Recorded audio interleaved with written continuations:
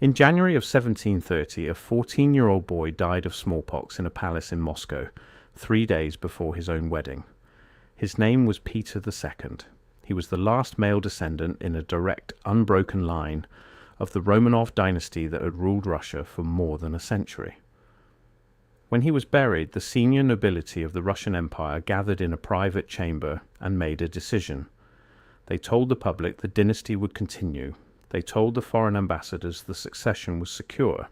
They told the historians in the years that followed that the Romanovs simply passed the throne to a niece, a cousin, a daughter, and that the family carried on as it always had.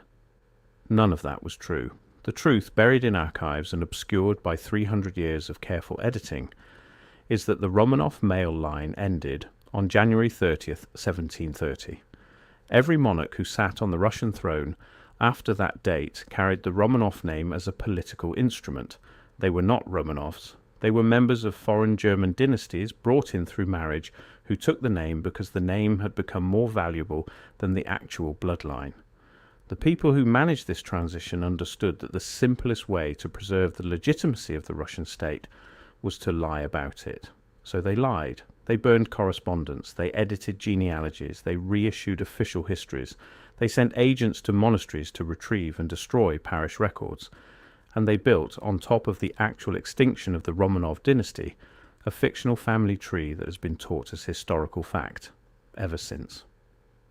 This is the story of how that happened, why it happened, and what it tells us about the way the official record of European history was constructed. Because the Romanov substitution is not a strange, isolated incident, it is a single visible example of a much larger pattern that runs through the histories of Tartaria, of the lost continental empires, of the rewritten chronologies the modern world has inherited as truth. If you want more of these investigations, the kind of buried history that doesn't get taught in school, subscribe to the channel right now. New videos drop every week, and we go after the questions the official record has spent centuries trying to close. To understand what happened in 1730, you have to first understand what the Romanovs were. The dynasty was founded in 1613 when a 16-year-old boy named Mikhail Fyodorovich Romanov was elected Tsar by an assembly of nobles, clergy, and military commanders. He was chosen because the previous dynasty, the Rurikids, had collapsed during the time of troubles. The country had been through 15 years of civil war, foreign invasion, famine, and disputed succession. The boyars needed somebody who could represent continuity, who had the right family connections, and who was young enough to be controllable. Mikhail Romanov fit all three requirements. He was crowned in July of 1613.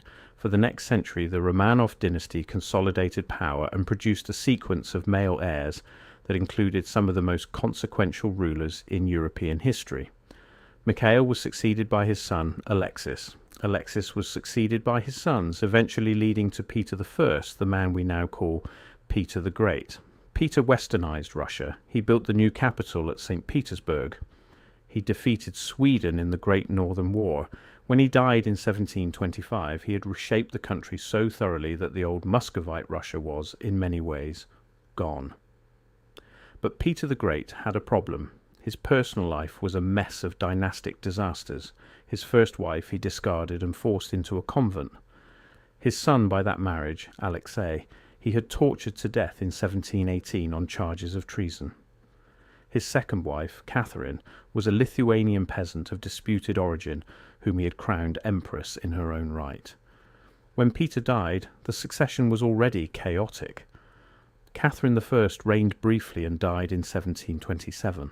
Then the throne passed to Peter II, the grandson of Peter the Great through the executed son, Alexei. Peter II was 11 years old when he became Tsar. He was the last male Romanov in the direct line of descent from Mikhail Fyodorovich, and he was dead by 15. This is the moment the official record glides over. Most textbooks simply note that Peter II died and was succeeded by Anna of Courland, a niece of Peter the Great. The implication is that the dynasty continued in an orderly way. What the textbooks do not mention is that Anna was not a Romanov. She was the daughter of Peter the Great's half-brother Ivan, but Ivan had married a woman from the Saltykov family, and the Saltykovs were a powerful Russian noble house with their own dynastic ambitions. Anna had been married briefly to the Duke of Courland, a small German principality on the Baltic coast. When her husband died, she returned to Courland as a regional ruler, surrounded by German advisors and a German bureaucracy. By the time the senior nobility offered her the throne in 1730, she had spent nearly 2 decades in a German court, and her primary loyalties were to the German aristocracy that had raised her. When Anna came to Moscow to be crowned, she did not come alone. She came with a German chancellor named Ernst Johann von Biron, who was in every meaningful sense her co-ruler for the next decade. She came with German generals, German finance ministers, and a court that conducted its private business in German rather than Russian. The Russian nobility who had offered her the throne had imagined they could control her. They were wrong. Within months, a German faction was running the Russian state. And here is where the historical record begins to get edited. Because the senior nobility could not afford to admit publicly what had actually happened. They could not announce to Europe that the Romanov dynasty had ended in 1730 and that a German woman backed by German advisors was now ruling Russia. The legitimacy of the state depended on the continuity of the dynasty. The army's loyalty oath was sworn to the Romanov name. The Orthodox Church recognized the Romanov line as divinely sanctioned. The foreign treaties signed by Peter the Great were written in the name of the Romanov Tsar. Breaking the dynastic continuity meant breaking all at once the legal, religious, and diplomatic foundations of the empire. So they did not break it. They kept the name. They simply stopped telling anyone the male line was gone. Anna was styled in all official documents as a Romanov. Her successor, Elizabeth, was the daughter of Peter the Great by his Lithuanian peasant wife, and she was carefully presented as a continuation of the dynasty, even though, by strict patrilineal descent, she was the last possible carrier of the original Romanov DNA. When Elizabeth died in 1762 without children, the throne passed to her nephew Peter, who was the son of her sister Anna and the Duke of Holstein-Gottorp. Peter III was, by every meaningful measure, a German prince. His father was German, his grandfathers on the paternal side were German. He had been raised in Holstein, spoke German as his native language, and considered himself a member of the House of Holstein-Gottorp until the day he was crowned in Russia. When Peter III took the throne, the Russian state was, in dynastic terms, no longer Russian. The man styled as Tsar of all the Russias was a Holstein-Gottorp prince who had taken the Romanov name as a political fiction. His wife, who would shortly overthrow him and rule for 34 years as Catherine the Great, was a German princess from the small principality of Anhalt-Zerbst. She had no Romanov blood at all. None. Her claim to the throne was based on her marriage to a man who himself was only a Romanov by adopted name. And yet Catherine the Great is described in every standard history as a Romanov empress. Her son Paul is described as a Romanov. Paul's sons Alexander I and Nicholas I are described as Romanovs. The dynasty that ruled Russia from 1762 until the revolution of 1917 was, in every documented sense, the Holstein-Gottorp Romanov dynasty. But the second half of that name was systematically dropped from the public record until, by the late 19th century, the Russian imperial family was being presented to its own subjects as a continuous unbroken line stretching back to Mikhail Fyodorovich in 1613. The mechanism of this fiction is what makes the story important, because what happened in Russia between 1730 and 1900 was not simply a quiet diplomatic compromise. It was an active, sustained, multi-generational program of historical falsification. Genealogical archives were edited, parish records were destroyed in fires that, with suspicious frequency, broke out in churches that held the marriage and baptismal documents of the early 18th century. The state-funded historical academies, established under Peter the Great and expanded under Catherine, produced official histories that smoothed over the dynastic discontinuity and presented the Romanov line as essentially unbroken. Foreign historians who tried to point out the obvious facts of the German succession were dismissed as polemicists or, in some cases, simply not translated into Russian for domestic consumption. This program was managed by people who understood exactly what they were doing. The chancellors of Catherine the Great were sophisticated diplomats. They knew the House of Hanover, ruling England as of 1714, was a German dynasty that had taken the British crown through a similar manoeuvre. They knew the Bourbons in Spain, the Habsburgs in Austria, the various Wettin and Wittelsbach branches that ran the smaller German states.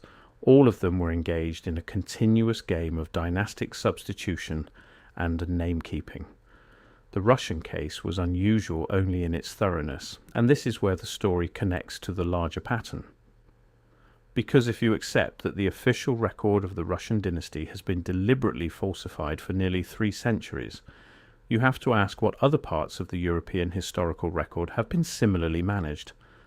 The maps of Tartaria, which appear consistently in European cartography from the 16th through the early 19th centuries, and then suddenly vanish, fit the same pattern. The encyclopedia entries that describe a continental empire across northern Eurasia, present in editions from 1771 and gone by editions from 1850, fit the same pattern. The architectural anomalies, the buried buildings, the cities that appear in old engravings and have no documented construction history all fit the same pattern. Something was edited, something was removed. The official narrative was reorganized to make the removal invisible. The Romanov case is valuable because it is, in a strange way, easier to prove than the Tartaria case. The genealogies are public, the marriage records that survived are public. Anybody can check that Peter III was a Holstein Gottorp by every measure of patrilineal descent, that Catherine the Great was a German princess from Anhalt-Zerbst, that the dynasty styled as Romanov from 1762 forward was, by the standards applied to every other royal house in Europe, a different dynasty wearing a borrowed name. The information is right there. It has never been formally hidden. It has simply been de-emphasized, kept out of textbooks, and managed by historians who understand that pointing it out too aggressively is a career-limiting move. What does this tell us about the larger pattern of revisionist history? It tells us that the techniques used to manage public memory of the Russian dynasty are not exotic. They are the standard tools of statecraft as practiced in 18th and 19th century Europe. Burn the inconvenient documents, reissue the official chronicles. Train a generation of historians to repeat the official line. Wait for the witnesses to die. Wait for the original archives to crumble. And then, after 100 years, the lie is no longer a lie. It is simply history. If this can be done to the Romanov dynasty in the full glare of European diplomatic attention, then it can be done to anything. It can be done to the history of an entire continent. It can be done to the memory of an empire that stretched from the Volga to the Pacific. It can be done to the buildings that were standing in 1750 and are documented as standing in 1900 and are now described as having been built in the late 19th century by industrialists whose biographies are themselves suspicious. The Romanov substitution teaches you what to look for, and once you have seen it, you cannot unsee it. The 14-year-old boy who died of smallpox in January of 1730 was the last of a dynasty. Everything that came after him was a managed performance. The performance was good. It convinced the world for 3 centuries. But the boy is still in the ground in Moscow, and the records of who actually replaced him are still in the archives. And the family tree that was burned was not burned thoroughly enough to destroy the question of what was on it. The question is still askable. And the longer you spend with the answer, the more you understand that the same question can be asked of every official history the modern world has handed you. Subscribe. Share this video with somebody who is willing to ask hard questions. The Romanovs are one chapter. The lost empires of northern Eurasia are another. We are working through them one at a time.